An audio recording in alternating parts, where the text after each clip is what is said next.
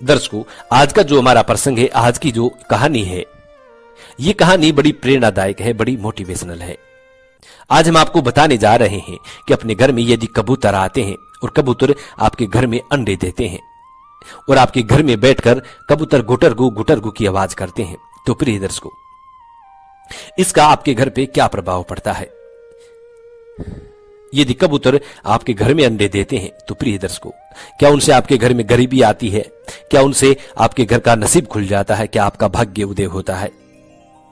यदि आपके घर में कबूतर बैठते हैं और वो दिन भर गुटरगू की आवाज करते हैं, तो उनसे क्या आपके घर में गरीबी आती है या फिर आपका भाग्य उदय होता है? इस कहानी में आप जानेंगे। प्रिय दर्शकों, वीडियो को हमेशा पूरा देखा करें ताकि आपको संपूर्ण जानकारी हासिल हो। जो लोग आधा अधूरा वीडियो देखकर बीच में छोड़ देते हैं, उन लोगों को सिर्फ आधी अधूरी जानकारी मालूम पड़ती है। और प्रिय दर्शकों, आधी अधूरी जो जानकारी होती है, ये खतरनाक साबित होती है। इसलिए वीडियो को हमेशा पूरा देखा करें। कहानी शुरू करने से पहले जो लोग हमसे नए जुड़े हैं, वो हमारे चैनल को सब्सक्राइब करें, बेल आइकन ऑन करें, अच्छे कमेंट किया करें ताकि हर आने वाली वीडियो का नोटिफिकेशन सबसे पहले आपको मिले और प्रिय दर्शकों, आप उसका फायदा उठा सकें।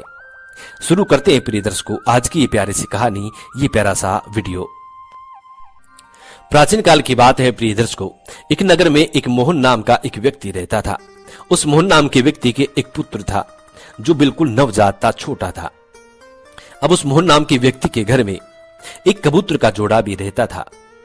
प्रिय दर्शकों, मोहन की पत्नी परिंदों से बड़ी नफरत किया करती थी और मोहन सभी परिंदों से बड़ा प्रेम किया करता था।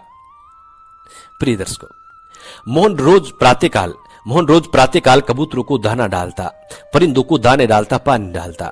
लेकिन उसकी पत्नी परिंदों से बड़ी नफरत किया करती थी। वो अपने पति से अक्सर इसी बात को लेकर के झगड़ती रहती थी कि तुम इन फालतू के परिंदों को क्यों दाना पानी डालते हो, ये मुझे बिल्कुल पसंद नहीं है, आप ऐसा छोड़ दो, ऐसा करना छोड़ दो। तो प्रिय दर्शकों, मोहन अपनी पत्नी को समझाता है, कहता है कि प्रिय, ये सभी भगवान की देन है। ऊपर वाले ने जितने भी परिंदे बनाए हैं, ये सभी परिंदे हर इंसान को दुआ देते हैं, ये कभी भी बद्दुआ नहीं देते हैं, ये हमारी दुआ करते हैं। इसलिए इन परिंदों की खिदमत करना भी हमारा फर्ज है, इनकी देखरेख करना भी हर मनुष्य का कर्तव्य है, इनको दाना पानी डालना भी हर मनुष्य का कर्तव्य है।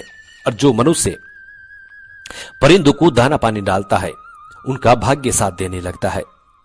इस तरीके से मोहन अपनी पत्नी को समझाता है, लेकिन उनकी पत्नी इन बातों को समझने के लिए बिल्कुल भी तैयार नहीं थी।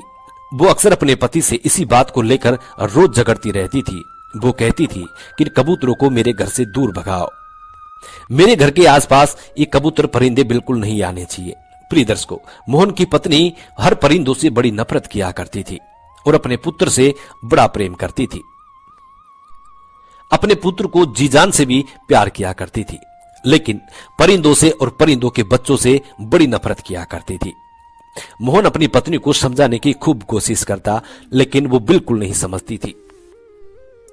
प्रिय दर्शकों, एक दिन की बात है, मोहन किसी काम से शहर चले जाता है और पीछे मोहन के घर में जो कबूतर और कबूतरी रहते थे, वो मोहन के घर में ही अंडे दे देते हैं।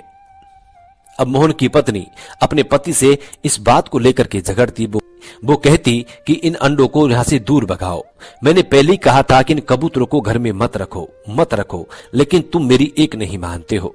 अब देखिए, इन कबूतरों ने हमारे घर में अंडे दे दिए हैं, इन कबूतरों ने हमारे घर में अंडे देकर गंदगी फैला रखी है। इसी बात को लेकर मोहन की पत्नी अपने पति से आए दिन झगड़ा करती, आए दिन लड़ाई झगड़े करती, लेकिन मोहन अपनी पत्नी को बार बार समझाता। प्रिय दर्शकों, अब एक दिन किसी काम से मोहन शहर को जाता है। वो शहर चले जाता है, पीछे से उसकी पत्नी सोचने लगती है। शहर को रवाना होने से पहले मोहन अपनी पत्नी को समझाता है, कहता है कि प्रिय, देखिए, हमारे घर में कबूतरों ने अंडे दे रखे हैं और तुम कबूतरों को बिल्कुल मत छेड़ना। जब तक इनके बच्चे अंडों से बाहर नहीं आ जाते और इनके बच्चे अपने माता पिता के साथ चले नहीं जाते, जब तक इनको बिल्कुल दुखी मत करना और रोज अपने हाथों से थोड़ा थोड़ा कबूतरों को दाना पानी डाल दिया करो, ताकि तुम्हारा भी अगला जन्म सुधर जाए, तुम्हारा भी भविष्य सुधर जाए। इस तरीके से अपनी पत्नी को समझाकर और मोहन सैर को चले जाता है। प्रिय दर्शकों,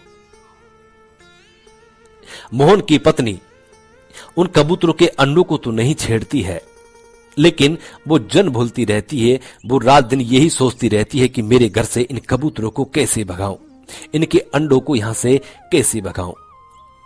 प्रिय दर्शकों, मोहन का जो छोटा पुत्र था उसको भी इस बात का मालूम था कि मेरे घर में कबूतरों ने अंडे दे रखे हैं। अब मोहन का पुत्र इस बात का इंतजार कर रहा था कि कब मेरी मां घर से जाए। पिताजी तो शहर चले गए हैं, लेकिन अब मेरी मां घर पे है। जब मेरी मां घर से कहीं चली जाएगी तब मैं कबूतर के अंडों को देखूंगा।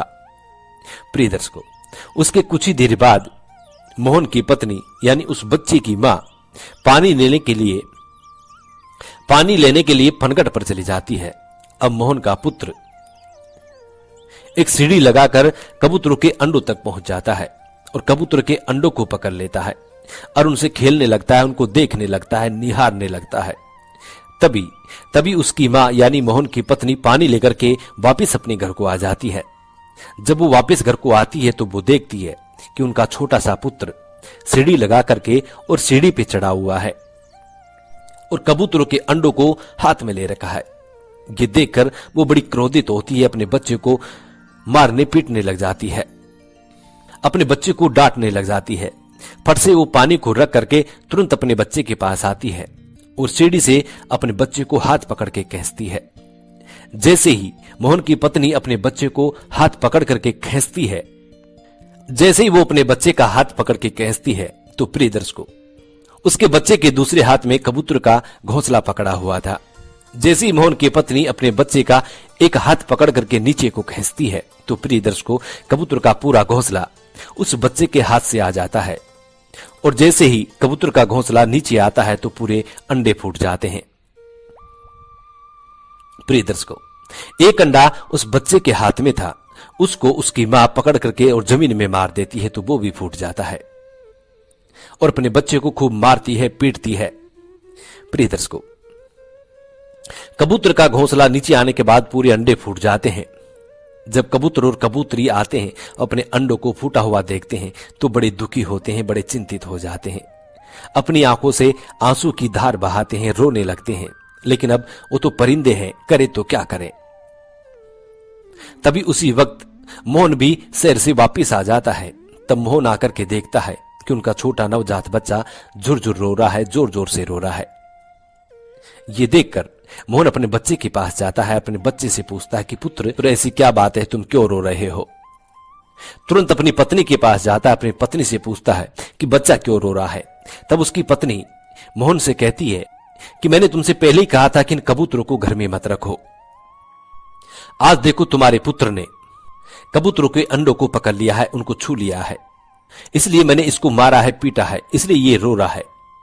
प्रिय दर्शकों, मोहन जब कबूतर के अंडों के पास जाता है तो वो देखता है कि कबूतर के पूरे अंडे फूटे हुए पड़े हैं।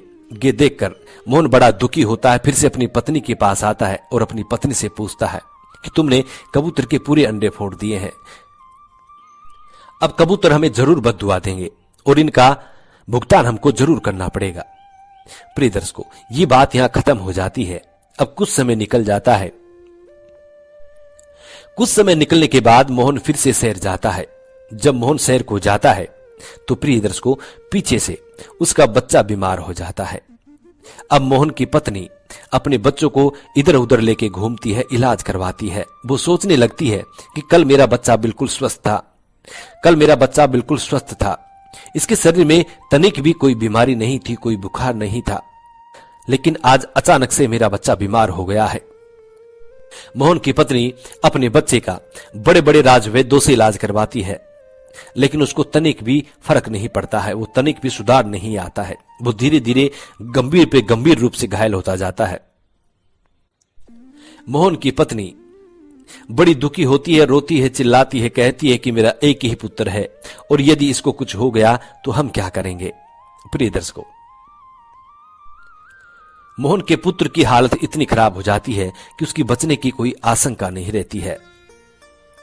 तब मोहन की पत्नी भगवान के मंदिर जाती है और भगवान से भी दुआ करती है, कहती है कि प्रभु मेरा एक पुत्र है, इसको बचा लीजिए।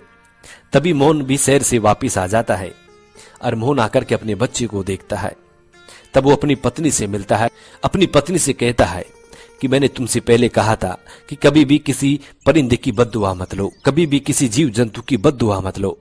ये उसी का परिणाम है जो हमको भुगतना पड़ रहा है। तुमने कबूतर के पूरे अंडों को तोड़ा है, ये इसी का परिणाम है। वो भी तो उनके छोटे छोटे बच्चे थे, उनको तुमने जीते जी संसार में आने से पहले ही मार दिया है। इसीलिए ये संकट हम पे आया है। प्रिय दर्शकों, मोहन की पत्नी भगवान से रात दिन दुआ करती, उनसे अपने बच्चे को ठीक होने की भीख मांगती, लेकिन भगवान तक उनकी आवाज पहुंच ही नहीं रही थी, क्योंकि उन्होंने उसके जीवन में इतने सारे पाप किए थे। न जाने कितने कबूतरों के अंडे फोड़े होंगे, न जाने कितने कबूतरों को अपने घर से मार पीट के भगाया होगा। प्रिय दर्शकों, जब उसके बच्चे की हालात और भी ज्यादा बिगड़ जाती है, तब मोहन भी भगवान की पूजा आराधना करने लगता है। जब मोहन के बच्चे की तबीयत ज्यादा खराब हो जाती है, तो मोहन भी भगवान के मंदिर में जाकर के और पूजा आराधना करने लगता है और पूजा आराधना करने लगता है।